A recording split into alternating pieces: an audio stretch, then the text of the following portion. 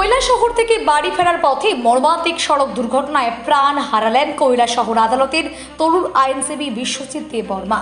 মাত্র 32 বছর বয়সে থেমে গেল এক সম্ভাবনাময় জীবনের পথ চলা। জানা গিয়েছে, কৈলাসহর থেকে নেপাল টিলায় নিজের বাড়িতে ফিরছিলেন বিশ্বজিৎ দেববর্মা। পথে দার্চুই এলাকায় একটি বোলেরো গাড়ির সঙ্গে তার বাইকের মুখোমুখি সংঘর্ষ হয়। দুর্ঘটনায় গুরুতর আহত অবস্থায় স্থানীয়রা দ্রুত তাকে উদ্ধার করে প্রথমে কুমারঘাট হাসপাতালে নিয়ে যায়। সেখান থেকে উন্নত চিকিৎসার জন্য তাকে ঊনকোটি জেলা হাসপাতালে রেফার করা হয়।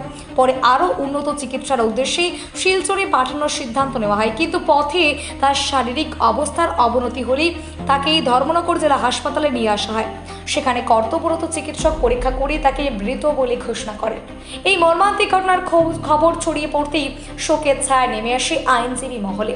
ধর্মনগর জেলা হাসপাতালে ছুটে আসেন নিহতের ঘনিষ্ঠ বন্ধু তথা করমছড়ার বিধায়ক পল দাংশো দেববর্মা। পরিবারের সদস্যদের সঙ্গে দেখা করে তিনি গভীর শোক প্রকাশ করেন এবং এই অপূরণীয় ক্ষতিতে সমবেদনা জানান। তরুণ আইনজীবী বিশ্বজিৎ দেববর্মার অকাল মৃত্যুতে পরিবার, সহকর্মী ও শুভান্ন ধাইদের মধ্যে গভীর শোকের পরিবেশ তৈরি হয়েছে। এই দুর্ঘটনা আবারও সড়ক নিরাপত্তা নিয়ে একাধিক প্রশ্ন তুলে দিল। আনুমানিক 9টা 11টা নাগাদ একজন এসে বলল যে ওনাদের একজন পেশেন্ট কৈলাসহর ঊনকোটি জেলা হাসপাতাল থেকে রেফার করা হয়েছে, অ্যাক্সিডেন্টের পেশেন্ট।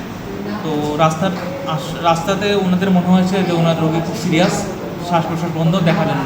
তো আমি বললাম নিয়ে আসার জন্য। তো ওনারা ইমার্জেন্সিতে নিয়ে আসলেন। পরীক্ষা করে দেখলাম উনি অলরেডি মৃত, এবং মৃত হিসাবে ওনারা হসপিটালে নিয়ে আসছেন। জিজ্ঞাসা করে দেখলাম যে না, 10-15 মিনিট আগেই ওর রাস্তাতেই ওনার শ্বাস প্রশ্বাস বন্ধ হয়ে গেছে।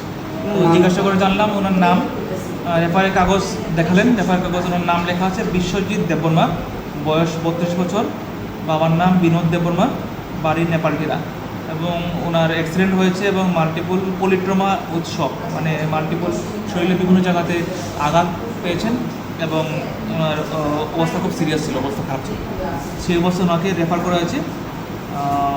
এতটুকু রেফারের কাগজে লেখা আছে।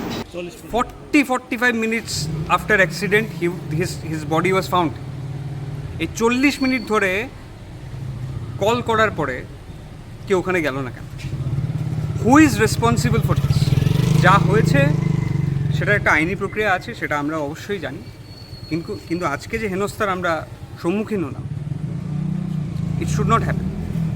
আপনি ডিস্ট্রিক্ট হসপিটালের কেউ সাথে কথা বলেছেন? ডিস্ট্রিক্ট হসপিটালের ওদের সাথে কথা বলেছি, ওনাদের থেকে খুব একটা কোঅপারেশন আমরা পাই। চাবি কোথায়, তারা কিছু বলতে পারে? গেটটাও আমরা খুলেছি, আমরা একদম ভিতরে গিয়ে ভিতরের যে মেইন লকারের যে ডোরটা ওটাও আমরা ওপেন করেছি। এসি সুইচ খুঁজে পাচ্ছি না, ওইটা আমাদের খুঁজতে হয়েছে, আমাদের অন করতে হয়েছে। আমরা স্টাফের জন্য বারবার জিজ্ঞেস করলাম স্টাফ কোথায়, কোনো রেসপন্স নেই। জানি না এরকম কীরকম চলছে।